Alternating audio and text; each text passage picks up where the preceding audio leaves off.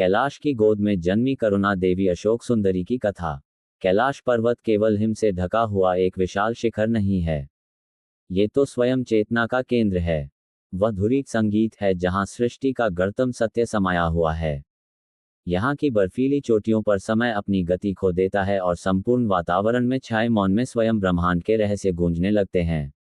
इसी परम पावन धाम पर भगवान शिव अपनी परम सत्ता में लीन होकर ध्यानस्थ रहते हैं और उनकी शक्ति स्वरूपा माता पार्वती सृष्टि के कण कण के हर छोटे बड़े सुख और हर गहन पीड़ा को अपनी मातृत्वमी हृदय में समेटे रहती है।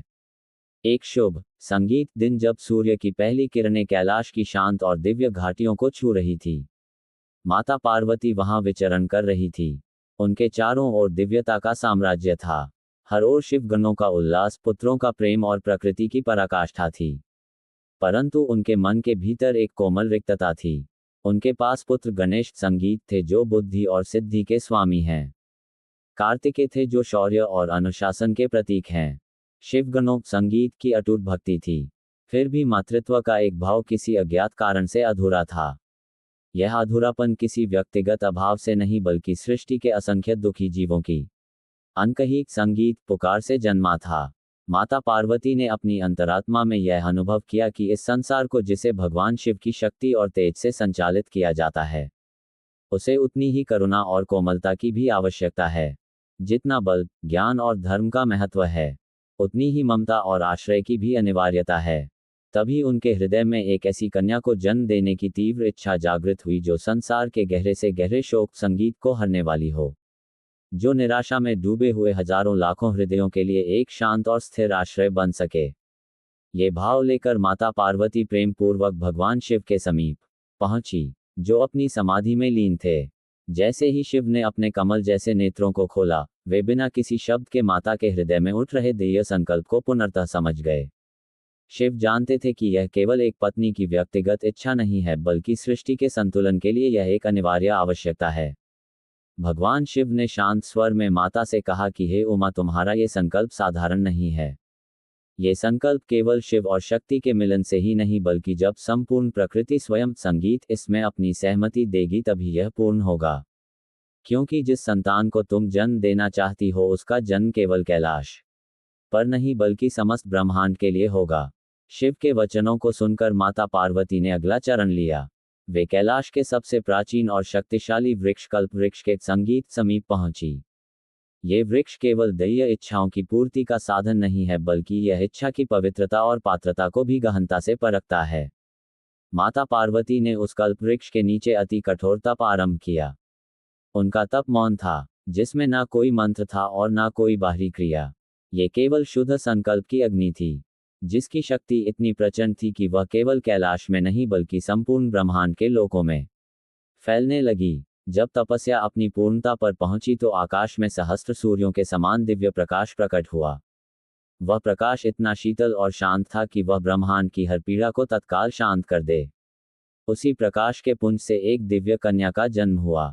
उसके नेत्रों में संसार के लिए असीम करुणा भरी थी। उसके मुख पर कैलाश की सी परम शांति का वास था और उसकी दैवीय आभा ऐसी थी मानो उसके एक स्पर्श मात्र से अंधकार स्वयं पीछे हट जाए। माता पार्वती ने अपनी नवजात कन्या को अपने हृदय से लगाकर गोद में लिया। उनके हृदय से आशीर्वाद का स्रोत स्वतः ही प्रवाहित हुआ। ममता से भरे कंठ से उन्होंने कहा, मेरी यह पुत्री संसार के शोक को हरने के लिए जन्मी है। ये शोक पर विजय दिलाएगी, इसलिए इसका नाम अशोक सुंदरी होगा। भगवान शिव ने अपनी पुत्री को आशीर्वाद संगीत दिया, परंतु उन्होंने एक गढ़ सत्य भी प्रकट किया। उन्होंने कहा, हे पुत्री, तुम्हारा जीवन सरल और सुखद नहीं होगा। तुम्हें संसार की गहन पीड़ा का अनुभव करना होगा, क्योंकि बिना पीड़ा को स्वयं जाने करुणा पूर्ण नहीं होती। अशोक सुंदरी का बाल्यकाल कैलाश के अलौकिक वातावरण में बीता। उन्होंने अपने बड़े भ्राता गणेश से तीव्र बुद्धि का कौशल सीखा, कार्तिकेय से धर्म और अनुशासन की मर्यादा को समझा और माता पार्वती से ममता और वात्सल्य के विस्तार को आत्मसात किया। अपने पिता शिव से उन्होंने मौन की परम शक्ति और आत्म केंद्रित रहने का गढ़ रहस्य सीखा। वे केवल देवी ही नहीं बल्कि कैलाश संगीत की शिक्षा की पूर्णता थी। परंतु हर दिव्य आत्मा को जो संसार के कल्याण के लिए अवतरित होती है, उसे मानवीय संसार का स्पर्श करना ही पड़ता है। एक दिन जब अशोक सुंदरी कैलाश के नंदन वन जैसे उपवन में भ्रमण कर रही थी और दिव्य पुष्पों को देखकर आनंदित हो रही थी, उसी समय एक अधर्मी और शक्तिशाली असुर की दृष्टि उन पर पड़ी। वो शक्ति भोग, अहंकार और भौतिक सुखों में डूबी हुई थी। उसने अशोक सुंदरी को केवल उनके अद्वितीय सौंदर्य के रूप में देखा, उनकी दिव्य चेतना और उनके करुणा के संकल्प के रूप में नहीं। अधर्म ने अपनी नियत को पूरा करने के लिए संगीत छल का सहारा लिया। असुर अशोक सुंदरी को बलपूर्वक कैलाश से संगीत पृथ्वीलोक की ओर ले गया। ये केवल एक अपहरण मात्र नहीं था, ये तो स्वयं नियति की एक गहन व्यवस्था थी, क्योंकि जिस देवी को संसार के शोक को हरने का महान कार्य करना हो, उसे स्वयं शोक, भय और अकेलेपन को अत्यंत निकट से जानना और अनुभव करना पड़ता है। पृथ्वी पर पहुंचकर अशोक सुंदरी ने भय को देखा, अकेलापन महसूस किया और असुरक्षा के भाव को अनुभव किया, परंतु उनके भीतर कैलाश की शिक्षा और शिव का मौन पूरी शक्ति से जीवित था। वे टूट नहीं रही थी, वे तो इस पीड़ा के माध्यम से स्वयं को पहचान रही थी कि करुणा का बीज कैसे अंकुरित होता है। वन में उन्हें आश्रय मिला, वही वन उनकी अगली तपस्थली बन गया। उनके समीप हिंसक पशु भी आए, परंतु देवी के शांत और करुणापूर्ण तेज के कारण संगीत उनकी हिंसा तत्काल शांत हो गई। संपूर्ण प्रकृति ने जो उनके जन्म में सहभागी थी उन्हें पहचान लिया और उनकी सेवा में तत्पर हो गई। यहीं से उनकी मानवीय यात्रा का वास्तविक आरंभ हुआ।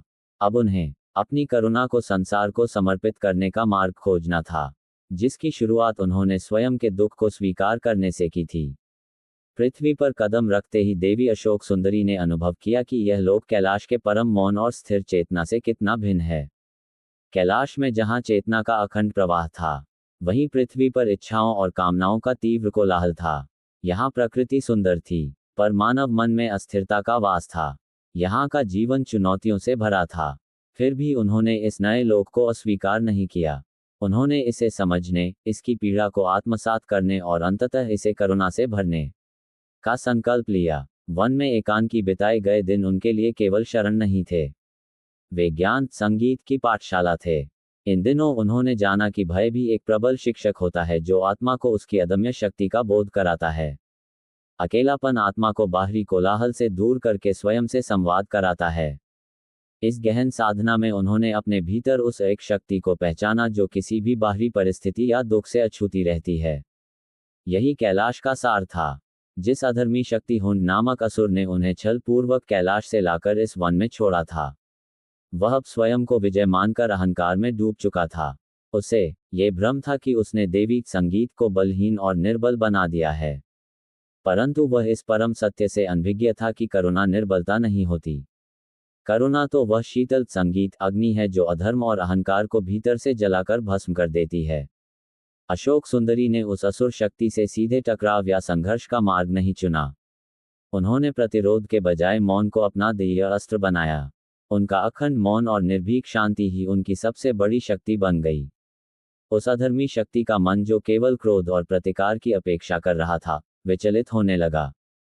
जहां उसे भय और आंसू मिलने चाहिए थे, वहां अटल शांति देखकर उसका अहंकार डगमगाने लगा और उसकी शक्ति धीरे धीरे क्षीण होने लगी। धर्म का संरक्षक राजा नहोश। इस प्रकार समय अपनी गति से बीतता गया। उसी वन के समीप एक समृद्ध और धर्मनिष्ठ संगीत राज्य था जिसके शासक महाराजा नोश थे। नहोश केवल सिंहासन पर बैठने वाले राजा नहीं थे, वे स्वयं को अपनी प्रजा का पहला सेवक मानते थे। उनका संपूर्ण जीवन न्याय, मर्यादा और अटूट धर्म के सिद्धांतों से संचालित होता था। वे ये भलीभांति जानते थे कि राजा का धर्म स्वयं के सुख से बड़ा होता है। एक दिन राजा नोश केवल मनोरंजन के लिए नहीं बल्कि अपनी भूमि और अपनी प्रजा के जीवन को अनुभव से जानने के लिए वन भ्रमण पर निकले। तभी उनकी दृष्टि वन में एकांत बैठी एक असाधारण तेजस्वी स्त्री पर पड़ी। वो स्त्री साधारण नहीं थी। संगीत उसके चेहरे पर भले ही विपत्ति की छाया थी, पर उसकी संगीत आत्मा अडिग और प्रखर थी। राजा नौश ने समीप जाकर अत्यंत आदर और विनम्रता के साथ पूछा कि वह कौन है और इतनी अकेली संगीत क्यों है। अशोक सुंदरी ने अपने स्वर में ना तो भय की कातरता रखी और ना ही अपने देवी होने का कोई अभिमान। उन्होंने केवल सत्य संगीत कहा कि वे गहन विपत्ति में है और उन्हें तत्काल आश्रय तथा संगीत संरक्षण चाहिए। राजा नहोश ने क्षण भर भी कोई शंका या प्रश्न किए बिना उन्हें तत्काल संरक्षण का वचन दिया। उन्होंने कहा है, देवी धर्म का पहला और सर्वोपरि नियम यही है कि संकट में आई हुई किसी भी नारी की रक्षा करना एक क्षत्रिय का परम कर्तव्य है। ये वचन केवल कहा नहीं गया बल्कि राजधर्म की संगीत पूरी निष्ठा के साथ निभाया गया। अशोक सुंदरी राजा के साथ नगर की ओर पहुंची। जैसे ही उन्होंने नगर संगीत के भव्य द्वार से प्रवेश किया, राज्य की प्रजा ने एक अदृश्य और विशेष शक्ति का अनुभव किया। उनके कोमल चरणों के स्पर्श से मानव वातावरण में एक सकारात्मक ऊर्जा भर गई। जहां वे चलती वहां लोगों के मन का कलह शांत हो गया। दुखी और निराश लोगों के मन में नई आशा का संचार हुआ। करुणा का शासन महल में भी उनका स्वागत सादा और गरिमापूर्ण हुआ। अशोक सुंदरी ने स्वयं को किसी राजसी रानी की तरह नहीं माना। वे स्वयं को सेवा और धर्म की स्थापना के लिए उपस्थित मानती थी। उन्होंने महल की दासियों से मित्रवत व्यवहार किया, उनके कष्टों को सुना। उन्होंने निर्धन और पीड़ित प्रजा के दुख को स्वयं अनुभव किया और राजा को उनके निवारण के लिए प्रेरित किया। राजा नोश धीरे धीरे उनके दैवीय गुणों और संगीत असाधारण विवेक से अत्यंत प्रभावित होने लगे। यह आकर्षण केवल भौतिक सौंदर्य का नहीं था, यह आत्मा का आत्मा से आकर्षण था, धर्म और करुणा का मिलन। परंतु राजा नहोश ने अपने मन को कठोर संयम में रखा। वे जानते थे कि सच्चा सम्मान और प्रेम जल्दबाजी में नहीं बल्कि मौन और प्रतीक्षा में ही पल्लवित होता है। एक दिन अशोक सुंदरी ने स्वयं राजा नोश के समक्ष अपने जीवन का गहन सत्य प्रकट किया। उन्होंने अपने कैलाश से जन्म माता पार्वती का संकल्प और इस पृथ्वी पर आने के उच्च उद्देश्य की पूरी कथा सुनाई। राजा नहोश ने ये सब सुनकर अपने मस्तक को श्रद्धा से झुका लिया। उन्होंने कहा कि यह मेरा परम सौभाग्य है कि मुझे साक्षात करुणा की देवी की सेवा का अवसर मिला है। अशोक सुंदरी ने उत्तर दिया कि वे देवी बनकर पूजी नहीं जाना चाहती। उनका वास्तविक संगीत उद्देश्य मानव बनकर धर्म का मार्ग दिखाना और करुणा को स्थापित करना है। यही उनका मौलिक संकल्प था। अंततः देवताओं की अदृश्य सहमति और विधि विधान के साथ राजा नोश और अशोक सुंदरी का विवाह संपन्न हुआ। यह विवाह केवल दो मनुष्यों का नहीं था, यह आकाश की करुणा, देवी और पृथ्वी के धर्म, राजा के बीच संतुलन का प्रतीक था। राज्य में महान उत्सव मनाया गया, परंतु अशोक सुंदरी ने वैभव और राजसी आडंबर को स्वयं पर हावी नहीं होने दिया। उन्होंने रानी होकर भी अपनी सादगी और विनम्रता को नहीं छोड़ा। उन्होंने शासन में कठोरता, संगीत के स्थान पर करुणा को प्रमुख स्थान दिया। उन्होंने सिद्ध किया कि शक्ति का संगीत वास्तविक रूप न्याय और सहृदयता में निहित है। उन्होंने धन से पहले संवाद को चुना और भय से नहीं बल्कि प्रजा संगीत के विश्वास से शासन किया। अधर्म की छाया और आगामी परीक्षा। परंतु अधर्म कभी शांत नहीं बैठता, वह धर्मपूर्ण व्यवस्था को नष्ट करने के लिए हमेशा अवसर की प्रतीक्षा करता है। वही अधर्मी असुर शक्ति हुंड जिसने अशोक सुंदरी को कभी वन में छोड़ा था, अब ये समाचार सुनकर क्रोधित हो उठा कि देवी अब एक समृद्ध राज्य की सम्मानित रानी है। उसका असुर अहंकार जाग उठा। उसने निश्चय किया कि वह इस धर्मपूर्ण संगीत व्यवस्था और नहश के राज्य को समूह नष्ट कर देगा। आकाश में अशांति और आसन युद्ध के संकेत प्रकट होने लगे। अशोक सुंदरी ने अपनी दिव्य दृष्टि से यह संगीत सब पहले ही देख लिया। उन्होंने राजा नहोश से अत्यंत शांत भाव से कहा, स्वामी, आने वाला संघर्ष केवल राज्य की बाहरी रक्षा का नहीं होगा, ये हमारे भीतर के धर्म की भी कठोर संगीत परीक्षा होगी। राजा नोश ने अपने क्षत्रिय धर्म का अटल वचन लिया। उन्होंने कहा कि देवी चाहे कुछ संगीत भी हो जाए, मैं मर्यादा और न्याय के मार्ग को नहीं छोड़ूंगा। राज्य युद्ध की तैयारी में जुट गया, परंतु अशोक सुंदरी का मन हिमालय की तरह शांत था। वे जानती थी कि धर्म की रक्षा केवल अस्त्र शस्त्रों से नहीं बल्कि विवेक, न्याय और अटल विश्वास से होती है।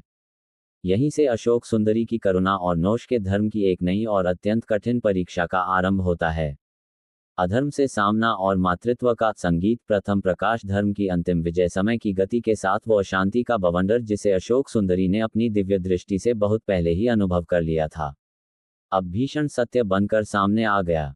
आकाश में छाए बादल अब केवल वर्षा का वादा नहीं कर रहे थे, वे आने वाले महासंग्राम की संगीत स्पष्ट घोषणा थे। राज्य की सीमाओं पर भय और अनिश्चितता की आहट गूंजने लगी। प्रजा के मन में आशंका थी, परंतु उनके हृदय के केंद्र में यह अटल विश्वास भी था कि उनकी रानी करुणा की साक्षात मूर्ति उनकी रक्षा करेगी। वही अधर्मी शक्ति हुंड नामक असुर जिसने कभी छल से अशोक सुंदरी को कैलाश लाकर पृथ्वी पर संगीत छोड़ा था, अब अहंकार और विनाश से भरी अपनी विशाल सेना के साथ लौटा।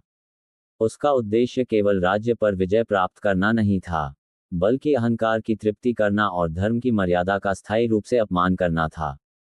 वो संसार को यह सिद्ध करना चाहता था कि क्रूर भौतिक शक्ति ही सर्वोपरि है और धर्म तथा करुणा संगीत केवल दुर्बलों के स्वप्न है।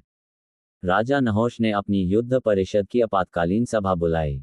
उन्होंने अपने सबसे अनुभवी मंत्रियों और पराक्रमी सेना नायकों से युद्ध की रणनीति पर गहन विचार संगीत विमर्श किया। किंतु अंतिम और निर्णायक निर्णय लेने से ठीक पहले उन्होंने अपनी पत्नी अशोक सुंदरी की ओर देखा। ये भारतीय इतिहास में संभवतः पहली बार था जब किसी महान राजा ने युद्ध जैसे महत्वपूर्ण निर्णय से पूर्व अपनी सेना के बल पर नहीं बल्कि एक नारी की दिव्य दृष्टि और विवेक से मार्गदर्शन मांगा। अशोक सुंदरी ने अपने शांत परंतु दृढ़ स्वर में कहा, महाराज, ये युद्ध केवल इस भूमि के छोटे से टुकड़े के लिए नहीं लड़ा जा रहा है। ये युद्ध मर्यादा और अहंकार के शाश्वत सिद्धांतों के बीच है। यदि हमने अपने मन में मर्यादा और धर्म को बनाए रखा तो विजय निश्चित है। यदि हमने क्रोध, प्रतिशोध और निजी लाभ को अपने ऊपर हावी होने दिया तो पराजय भीतर से ही आरंभ हो जाएगी। रणभूमि में करुणा का अस्त्र युद्ध आरंभ हुआ। अस्त्रों की गर्जना से धरती कांप उठी और आकाश भर गया। राजा नहुष की सेना ने अदम्य वीरता का प्रदर्शन किया, परंतु अधर्मी शक्ति की सेना भी छल और क्रूरता के बल पर अत्यधिक प्रबल थी। युद्ध लंबा खींचने लगा और रणभूमि रक्तपात से लाल होने लगी। अशोक सुंदरी महल के सुरक्षित स्थान से ये सब देख रही थी। उनका हृदय विचलित नहीं हुआ क्योंकि वे जानती थी कि अब केवल बाहरी अस्त्रों का युद्ध संगीत पर्याप्त नहीं है। अब सत्य और करुणा के प्राकट्य का समय आ गया है। उन्होंने बिना किसी शस्त्र के रणभूमि संगीत की ओर धीमे किंतु दृढ़ता से कदम बढ़ाए। उनके चरण जहां जहां पड़े वहां धरती पर व्याप्त भय और निराशा शांत होने लगी। नहुष के सैनिकों के मन में अद्भुत और दैवीय साहस का संचार होने लगा। जब अधर्मी शक्ति ने उन्हें रणभूमि में आते देखा तो उसका अखंड अहंकार क्षण भर के लिए डगमगा गया। उस असुर ने उपहास करते हुए संगीत जोर से कहा कि एक कोमल स्त्री इस महायुद्ध में क्या कर सकती है। अशोक सुंदरी ने उस चुनौती का कोई शाब्दिक उत्तर नहीं दिया। उन्होंने संगीत केवल अपनी करुणा से भरी आंखों से उसकी आंखों में देखा। उस दृष्टि में क्रोध या भय का कोई अंश नहीं था, उसमें परम सत्य की शक्ति समाई थी।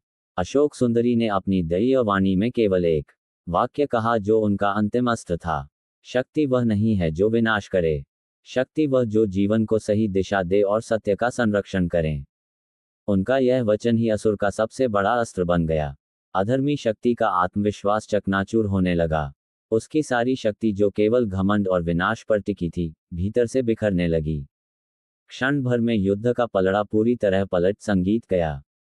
अधर्म पर धर्म की विजय हुई। अधर्मी शक्ति रणभूमि में धूल चाटती संगीत हुई गिर पड़ी। उसका अंत किसी हिंसक दंड से नहीं हुआ बल्कि उसकी ही आंतरिक रिक्तता और अहंकार की पराजय से हुआ। मातृत्व का आशीर्वाद पुत्र ययाति युद्ध समाप्त हुआ। आकाश का कोलाहल शांत हुआ। प्रजा ने चैन की सांस ली और विजय का उत्सव मनाया। अशोक सुंदरी ने इस विजय का श्रेय स्वयं को संगीत या नहुष को नहीं दिया। उन्होंने कहा कि यह विजय किसी व्यक्ति की नहीं, ये करुणा और मर्यादा के अमर धर्म की है। युद्ध के पश्चात उनका जीवन एक नए और अत्यंत पवित्र चरण में प्रवेश कर गया। कुछ समय बाद उन्होंने एक तेजस्वी पुत्र को जन्म संगीत दिया। ये पुत्र केवल राजवंश का उत्तराधिकारी नहीं था, वह कर्म, समय और भाग्य की जटिल कथा को आगे बढ़ाने वाला था। अशोक सुंदरी ने अपने पुत्र का नाम ययाति रखा। इस नाम में गति, चलनशील जीवन भी थी और स्मृति, पूर्वजों का ज्ञान भी। उन्होंने पुत्र को गोद में लेते समय उसके भविष्य की कठिनाइयों को नहीं देखा। उन्होंने केवल वर्तमान में संगीत उसे अपना शुद्धतम प्रेम दिया। मातृत्व ने अशोक सुंदरी के दैवीय स्वरूप को और अधिक गहन और मानवीय बना दिया। वे अब केवल शोक हरने वाली नहीं थी, वे अब संस्कार और चरित्र गढ़ने वाली बन गई थी। उन्होंने ययाति को वैभव और भोग नहीं बल्कि विवेक और आत्मसंयम का ज्ञान दिया। उन्होंने अपने पुत्र को सिखाया कि सच्चा राजा वही होता है जो सबसे पहले अपनी इच्छाओं और मन पर शासन करें। उन्होंने उसे ये भी समझाया कि इच्छा जितनी अधिक बढ़ती है, आंतरिक शांति उतनी ही दूर चली जाती है। ययाति बाल्यकाल से ही तीव्र बुद्धि, तेजस्वी और नेतृत्व की क्षमता से परिपूर्ण था। गुरुजन उसकी मेधा की प्रशंसा करते थे और प्रजा उसे भविष्य की आशा मानती थी। परंतु अशोक सुंदरी अपनी मातृष्टि से उसके भीतर धीरे धीरे जन्म ले रहे गर्व और अत्वाकांक्षा को भी देख रही थी। उन्होंने समझा कि समय की अगली और सबसे कठिन परीक्षा निकट है। ये परीक्षा शारीरिक युद्ध की नहीं होगी बल्कि मन, इच्छा और आत्मसंयम की होगी। एक माता का हृदय जानता है कि कब नियंत्रण की लगाम कसनी है और कब स्वतंत्रता दे देनी है।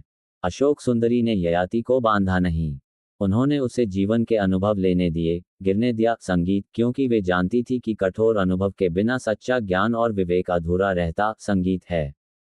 यहीं से ययाति की वह महान यात्रा आरंभ होती है जो आगे चलकर उसे समय के कठोर नियमों और कर्म के सिद्धांतों से सीधे सामना कराएगी, और यह यात्रा अशोक सुंदरी के धैर्य तथा मातृत्व की अंतिम और सर्वोच्च परीक्षा होगी। अहंकार की छाया और मौन की परीक्षा। ययाति का मोह और वैराग्य समय अपनी अटूट गति से आगे बढ़ता रहा और महाराजा नुष का पुत्र ययाति अब एक पराक्रमी युवा बन चुका था। उसके शरीर में अदम्य शौर्य था, बुद्धि में तीव्र मेधा और उसके व्यक्तित्व में अद्वितीय आकर्षण था। जहां वह जाता प्रशंसा और स्तुति का तांता उसके पीछे लगा रहता। यही निरंतर प्रशंसा धीरे धीरे उसके भीतर गर्व और अहंकार की एक अदृश्य और गहरी जड़ें जमाने लगी।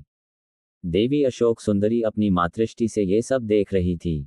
उन्होंने ययाति को कभी भी बलपूर्वक रोका नहीं, क्योंकि वे जानती थी कि जबरदस्ती संगीत का उपदेश मन पर नहीं टिकता। परंतु उन्होंने उसे स्मरण कराना कभी नहीं छोड़ा कि शक्ति का वास्तविक मूल्य तभी है जब वह आत्मसंयम की लगाम से जुड़ी हो। वे इस परम सत्य को जानती संगीत थी कि उपदेश का प्रभाव क्षणिक होता है, जबकि कठोर अनुभव ही आत्मा को स्थायी रूप से परिपक्व बनाता है। एक दिन ययाति का मार्ग एक महान तपस्वी ऋषि के आश्रम से होकर गुजरा। वह ऋषि घोर तपस्या, सत्यनिष्ठा और पूर्ण वैराग्य से परिपूर्ण थे।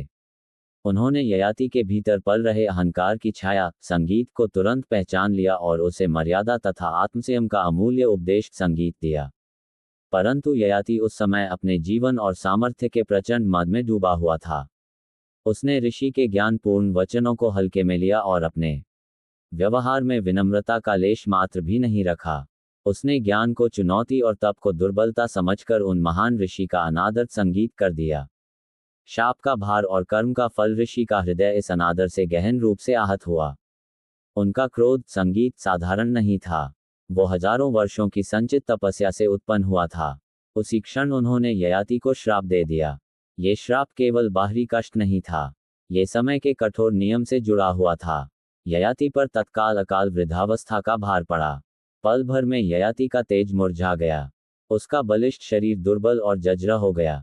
जो कल तक प्रशंसा, आकर्षण और शौर्य का केंद्र था, वो आज दयनीय करुणा का पात्र बन गया। राजमहल में गहन संगीत शोक छा गया। महाराजा नश पुत्रमों से व्याकुल हो उठे और प्रजा इस दैवीय दंड से स्तब्ध रह गई। किंतु अशोक सुंदरी शांत रही। हिमालय की तरह अटल उनका शांत रहना कठोरता नहीं थी, वह तो कर्म के अटल सिद्धांत की स्वीकृति थी। उन्होंने ययाति को अपने समीप बैठाया। उन्होंने उसे एक भी शब्द का दोष नहीं दिया। उन्होंने केवल अत्यंत कोमल स्वर में ये परम सत्य कहा कि पुत्र कर्म का फल कभी टलता नहीं है, परंतु इस संगीत कर्म के बोध से ही आत्मा परिपक्व होती है। ये दुख तुम्हारा शिक्षक है। ययाति ने अपने भीतर गहन पश्चाताप और अपमान का अनुभव किया, परंतु पश्चाताप शाप के भौतिक प्रभाव को मिटा नहीं सकता था। तब उसने शाप से मुक्ति का उपाय खोजा। ऋषि ने कहा था कि यदि कोई पुत्र स्वेच्छा से अपना जीवन दे दे तो ययाति पुनः युवा हो सकता है। ययाति ने अपने 5 पुत्रों से आग्रह किया कि वे अपना जीवन उसे दे दे। पुत्रों के मन में अपने व्यक्तिगत सुखों के खो जाने का भय था। वे स्वार्थ के वशीभूत होकर अपने जीवन को त्यागने को तैयार नहीं थे। केवल एक पुत्र जिसका नाम पुरु था, उसने पिता के प्रति कर्तव्य को पहचाना और बिना किसी शर्त के अपना जीवन दान कर दिया। मौन उपदेश और वैराग्य का उदय। अशोक सुंदरी यह सारा धर्म संगीत संकट मौन होकर देखती रही। उनका हृदय पीड़ा और ममता से भरा हुआ था, परंतु उन्होंने हस्तक्षेप नहीं किया। वे जानती थी कि हर आत्मा को अपने कर्म और मोक्ष का मार्ग स्वयं ही तय करना होता है। ययाति को पूर्व से पुनः जीवन मिला। उसने इस अद्वितीय अवसर को आत्म सुधार के बजाय भोग का मार्ग समझा और अधिक लिप्त हो गया। वर्षों तक उसने संसार के सभी सुखों को पूरी तरह से जीने का अथक प्रयास किया। अशोक सुंदरी प्रतीक्षा करती रही। उनका अखंड मौन ही उनका सबसे बड़ा उपदेश था। वे जानती थी कि इच्छा कभी भी संतुष्ट नहीं होती। क्योंकि एक इच्छा संगीत दूसरी इच्छा को जन्म देती है। एक दिन ये परम सत्य स्वयं ययाति पर प्रकट होगा। वर्षों के उपभोग के बाद ययाति के मन में गहन शून्यता भरने लगी। सब कुछ पाकर भी उसे आंतरिक शांति नहीं मिली। भौतिक सुखों का शिखर छूने के बाद वह खाली हाथ रह गया। तभी वह आत्मज्ञान की तलाश में अशोक सुंदरी के चरणों में आ गिरा। उसने अपनी माता से कहा कि उसने संसार के सभी सुख, दुख, भोग और त्याग को देखा पर सत्य और शांति को नहीं पाया। तभी अशोक सुंदरी ने अपने दिव्य ज्ञान से कहा, पुत्र, सत्य और शांति बाहर नहीं तुम्हारे भीतर है। ये जान लो कि इच्छा जितनी बढ़ती है, शांति उतनी ही दूर भागती है। ययाति ने उस क्षण वैराग्य को अपनाया। उसने भोग का मार्ग हमेशा के लिए छोड़ दिया। उसने अपने पुत्र पुरु को संगीत, उसका जीवन और राजपाट वापस लौटा दिया और स्वयं वन में जाकर तपस्या का मार्ग चुन लिया। अशोक सुंदरी ने अपने पुत्र को संगीत वन की ओर विदा किया। यह विदाई एक माता के लिए सबसे कठिन होती है क्योंकि यह मोह का पूर्ण त्याग था। परंतु उनके नेत्रों में दुख के साथ साथ संगीत, संतोष की गहरी चमक भी थी। उनका पुत्र अंतः जाग गया था और उसने कर्म के बंधन से स्वयं को मुक्त कर लिया था। ययाति के वैराग्य की यात्रा पर प्रस्थान के साथ ही अशोक सुंदरी के पृथ्वी पर जीवन का संगीत एक और महान अध्याय पूर्ण हुआ। वे समझ गई कि अब उनका दैवीय कार्य धीरे धीरे समाप्ति संगीत की ओर बढ़ रहा है। उनका मन अब पूरी तरह वैराग्य और कैलाश की ओर झुकने लगा। पृथ्वी पर रहकर उन्होंने करुणा, धैर्य और मौन का जो ज्ञान प्राप्त किया था, अब समय संगीत था उस शिक्षा को पूर्णता में बदलने का। वैराग्य की पुकार और राजमहल से कैलाश की ओर यात्रा। पूर्णता का मौन ययाति के भोग का त्याग कर वंदमन के पश्चात देवी अशोक सुंदरी के लिए राजमहल की दीवारें अब मौन से भरी प्रतीत होने लगी। यह मौन किसी प्रकार की उदासी या अभाव का सूचक नहीं था। ये तो परम शांति और पूर्णता के अंतिम संकेत थे। जिन दैवीय भूमिकाओं को निभाने संगीत के लिए वे पृथ्वी पर अवतरित हुई थी, शोक हरना, धर्म की स्थापना करना और पुत्र को विवेक का मार्ग दिखाना, वे अब पूर्णता को प्राप्त कर चुकी थी। पुत्र ने जीवन के सत्य को पहचान लिया था। राज्य धर्म के मार्ग पर स्थिर था और राजा नहश का मन भी अब गहन वैराग्य की ओर उन्मुख हो चुका था। अशोक सुंदरी ने अपनी अंतरात्मा से प्रश्न किया कि अब इस लोक में मेरा शेष कार्य क्या है। उत्तर भीतर से अति स्पष्ट आया कि अब केवल परम सत्ता के प्रति समर्पण शेष है। उन्होंने ये गढ़ सत्य समझा कि जब नियति द्वारा निर्धारित कर्म पूर्ण हो जाता है तब आत्मा को भौतिक बंधनों में बांधे रखना स्वयं एक सूक्ष्म अधर्म बन जाता है। महाराजा नौश ने भी अपनी पत्नी के भीतर के इस गहन आध्यात्मिक परिवर्तन को पूरी तरह अनुभव किया। उन्होंने देखा कि सत्ता का सुख, राजसी सम्मान और भौतिक वैभव अब उन्हें रत्ती भर भी आकर्षित नहीं करते। वे जानते थे कि यह सारा संसार नश्वर और अस्थायी है। उन्होंने अत्यंत श्रद्धा भाव से अशोक सुंदरी से कहा कि संगीत, हे देवी, यदि आपका मन अवन और परम वैराग्य की ओर जाता है तो वह मार्ग मेरे लिए भी परम पवित्र होगा। मैं अब आपको भौतिक सुखों से नहीं बांध सकता। अंतिम संवाद और कृतज्ञता का त्याग। अशोक सुंदरी ने अपने पति से कहा कि महाराज, यह विदाई किसी प्रकार के दुखद त्याग की नहीं है। ये तो एक महान और अर्थपूर्ण यात्रा की पूर्णता है। उन्होंने ये भी कहा कि पृथ्वी ने हमें करुणा और अनुभव से जितना दिया उतना ही हमसे अहंकार और मोह को लिया। अब इस यात्रा के अंत में मेरे भीतर शेष केवल कृतज्ञता का भाव है। राजमहल में अंतिम बार एक सभा आयोजित की गई। अशोक सुंदरी ने हजारों की संख्या में संगीत उपस्थित प्रजा से संवाद किया। उन्होंने उन पर किसी भारी उपदेश का बोझ नहीं डाला। उन्होंने केवल इतना कहा कि सच्चा धर्म भय या दंड से नहीं बल्कि एक दूसरे के प्रति करुणा से संचालित होता है। शक्ति का वास्तविक उद्देश्य दमन नहीं बल्कि सबको आश्रय देना और संरक्षण करना है, और सच्चा शासन वही है जो मनुष्य को भौतिकता से ऊपर उठाकर मनुष्य बनाए रखे, जिसमें विवेक और प्रेम हो। प्रजा की आंखों में नेह के अश्रु थे, पर उनके मन में संतोष और दिव्य प्रेरणा भी थी। वे जानते थे कि उनकी रानी भौतिक रूप से भले ही जा रही है, पर उनकी करुणा और धर्म का संदेश इस राज्य की आत्मा में सदैव जीवित रहेगा। अशोक सुंदरी ने इसके बाद राजवस्त्रों का त्याग कर दिया। उन्होंने साधारण तपस्वी के वस्त्र धारण किए। ये त्याग दिखावे का आडंबर नहीं था, यह उनके भीतर उत्पन्न पूर्ण वैराग्य का शुद्ध बाहरी प्रकटीकरण था। वे शांत भाव से वन की ओर प्रस्थान कर गए। राजा नौज भी राजसी मर्यादा छोड़कर उनके साथ कुछ दूर तक गए। उस विदाई स्थल पर दोनों ने मौन में संगीत एक दूसरे को श्रद्धापूर्वक प्रणाम किया। ये प्रणाम पति पत्नी का नहीं था, ये दो जागृत चेतनाओं का धर्म और करुणा का परस्पर सम्मान था। कैलाश की पुकार और आत्मिक विलय वन में पहुंचकर अशोक सुंदरी ने गहन तप आरंभ किया। ये तप किसी इच्छा या वरदान की कामना के लिए नहीं था। ये तप केवल कृतज्ञता का था। उन्होंने पृथ्वी को धन्यवाद दिया, क्योंकि उसने उन्हें मानव जीवन का अनुभव दिया था, दुख जानने का, प्रेम करने का और शोक को हरने का। उनके शुद्ध तप से वन का संपूर्ण वातावरण बदल गया। जहां वे बैठी वहां अखंड शांति उतर आई। हिंसक पशुओं ने अपनी हिंसा त्याग दी, वृक्ष अधिक फल देने लगे और नदियां शीतल और निर्मल होकर बहने लगी। प्रकृति स्वयं उनकी सेवा में तत्पर हो गई। देवताओं ने इस असाधारण परिवर्तन को देखा। उन्होंने समझा कि यह साधारण तप नहीं है, यह माता पार्वती की पुत्री की परम सत्ता में वापसी की तैयारी है। कैलाश पर माता पार्वती का हृदय ममता की व्याकुलता से भर गया। उन्हें अपनी पुत्री की शुद्ध संगीत चेतना का आह्वान सुनाई देने लगा। भगवान शिव ने भी गहन समाधि से संकेत दिया कि विलय का समय निकट है। एक रात्रि जब आकाश अत्यंत शांत था और तारे सर्वाधिक प्रखर थे, वन में संगीत सहस्त्र चंद्रों के समान दिव्य प्रकाश नीचे उतरा। ये प्रकाश भौतिक नहीं था, ये स्मृति का प्रकाश था, परम सत्ता की पुकार। अशोक सुंदरी ने नेत्र खोले। उन्होंने उस प्रकाश को तुरंत पहचान लिया। उन्होंने जाना कि यह वही मार्ग है जिससे वे कैलाश से पृथ्वी पर आई थी। अब लौटने का अंतिम समय आ गया था। उन्होंने अंतिम बार श्रद्धापूर्वक पृथ्वी को प्रणाम किया। उन्होंने उन सभी दुखों, संघर्षों और आनंद को स्मरण किया जिन्हें उन्होंने यहाँ देखा और अपनी करुणा से हर लिया था। उनके मुख पर करुणा की परम शांत मुस्कान थी। उनका मानव शरीर धीरे धीरे प्रकाश के उस पुंज में संगीत विलय होने लगा। यह अंत नहीं था, यह मानव रूप की यात्रा की पूर्णता और परम सत्ता में पुनः प्रवेश था। इस प्रकार करुणा की देवी अशोक सुंदरी ने पृथ्वी पर अपना कार्य पूर्ण किया और पुनः कैलाश में अपने परम स्वरूप को प्राप्त कर माता पार्वती के हृदय का शोक हमेशा के लिए हर लिया। कैलाश में पुनः आगमन और दिव्य पूर्णता चेतना का संतुलन। जब देवी अशोक सुंदरी का मानवीय स्थूल रूप वन में प्रकाश के परम पुंज में विलीन हुआ, तब वो अद्वितीय प्रकाश केवल उस वन की सीमा तक सीमित नहीं रहा। वो शुद्ध चेतना की तरह अत्यंत तीव्र गति से ऊपर उठा, आकाश गंगाओं को पार करता गया और संगीत सीधे कैलाश पर्वत की ओर प्रवाहित हो गया। यह कोई भौतिक यात्रा नहीं थी, यह आत्मा का अपने मूल स्रोत को पहचानना और स्मृति का पूर्ण होना था। कैलाश पर्वत पर उस समय एक अभूतपूर्व संगीत और गहन शांति व्याप्त हो गई। भगवान शिव के प्रिय गण नंदी ने अपने विशाल कान खड़े किए और गहन विस्मय में स्थिर हो गए।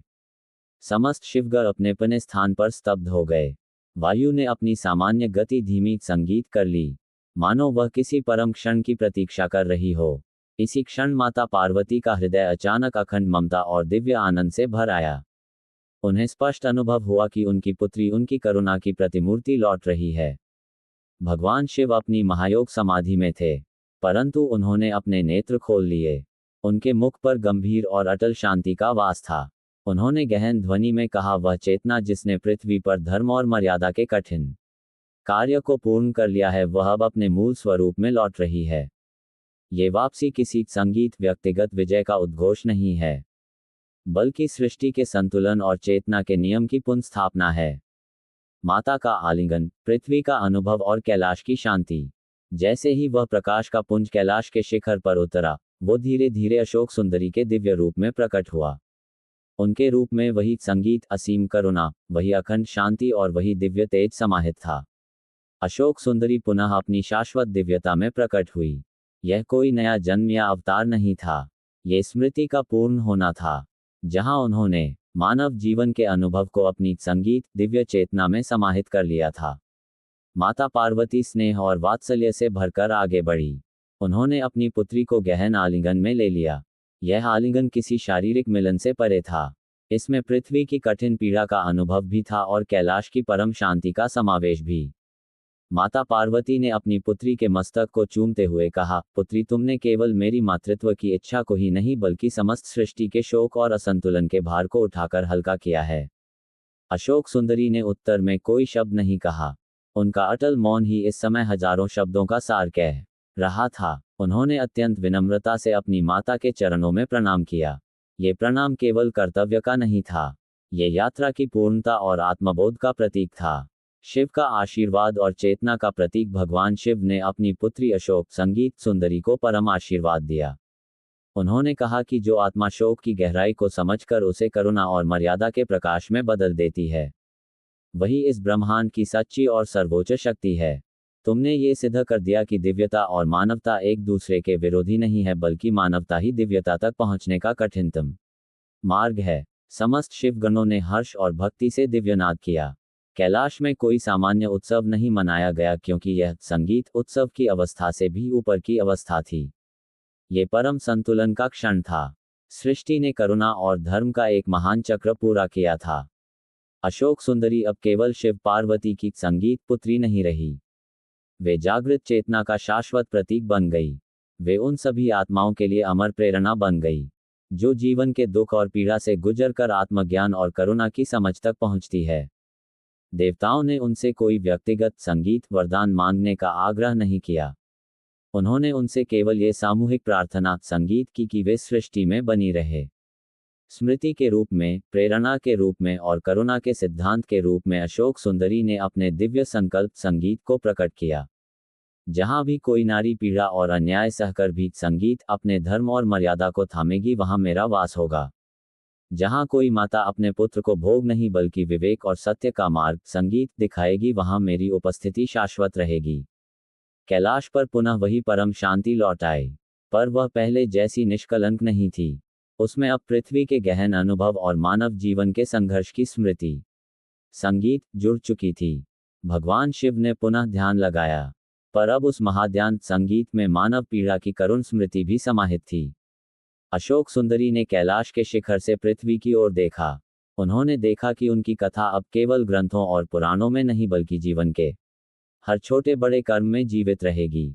यही उनकी सबसे बड़ी लीला और अंतिम उपलब्धि थी। यहाँ देवी अशोक सुंदरी की बाहरी यात्रा पूर्ण होती है, पर उनकी आंतरिक करुणा की यात्रा हर युग में हर मनुष्य के हृदय में निरंतर चलती रहती है। आज जब ये कथा अपने अंत पर पहुंची है, तब ये समझना आवश्यक है कि अशोक सुंदरी की लीला केवल अतीत की एक पौराणिक संगीत कथा नहीं है। ये हर युग में घटने वाली वह यात्रा है जिसे प्रत्येक आत्मा किसी न किसी रूप में अनुभव करती है। शोक से प्रारंभ होकर करुणा तक पहुंचने की यात्रा। अशोक सुंदरी ने हमें यह नहीं सिखाया कि जीवन में पीड़ा नहीं आती। उन्होंने ये सिखाया कि पीड़ा आने पर मनुष्य कैसा बनता है, वही उसका वास्तविक स्वरूप होता है। वे देवी थी, फिर भी उन्होंने मानव जीवन को स्वीकार किया, क्योंकि बिना संघर्ष के करुणा अधूरी रहती है। उनका जीवन नारी शक्ति का वह रूप दिखाता है जो ना तो केवल सहनशील है और ना ही केवल संगीत त्यागमय। वो सजग है, विवेकशील है और आवश्यकता पड़ने पर कठोर भी हो सकती है। अशोक सुंदरी ने हर भूमिका को पूरी संगीत चेतना के साथ जिया। पुत्री बनकर ममता सीखी, पत्नी बनकर संतुलन निभाया, माता बनकर सत्य का साहस संगीत दिखाया और अंत में वैराग्य को अपनाकर पूर्णता को संगीत प्राप्त किया। ययाति की कथा हमें ये सिखाती है कि इच्छा की कोई सीमा नहीं होती। जितना अधिक भोग उतनी ही अधिक रिक्तता। शांति केवल तब आती है जब मनुष्य अपने भीतर झांकता है। अशोक सुंदरी का मौन उपदेश आज के समय में और भी प्रासंगिक हो जाता है। जहां शब्द बहुत है पर समझ कम, उनकी विदाई हमें यह सिखाती है कि जब कर्म पूर्ण हो जाता है तब आसक्ति छोड़ देना ही धर्म होता है। उन्होंने कोई स्मारक नहीं मांगा, कोई पूजा नहीं चाही। उन्होंने केवल चेतना में एक दीप जलाया जो युगों तक बुझने वाला नहीं है। यदि यह कथा आपके हृदय को छू गई हो, यदि इसने आपको अपने जीवन को देखने का एक नया दृष्टिकोण दिया हो, तो यही इस वीडियो का उद्देश्य है। अशोक सुंदरी की उपस्थिति आज भी वहां है जहां दुख के बीच भी करुणा जीवित है, जहां शक्ति के साथ विवेक जुड़ा है और जहां नारी को केवल सहनशील नहीं बल्कि मार्गदर्शक माना जाता है। ये कथा यहीं समाप्त होती है, पर इसका संदेश यहीं समाप्त नहीं होता। शोक के बाद शांति संभव है।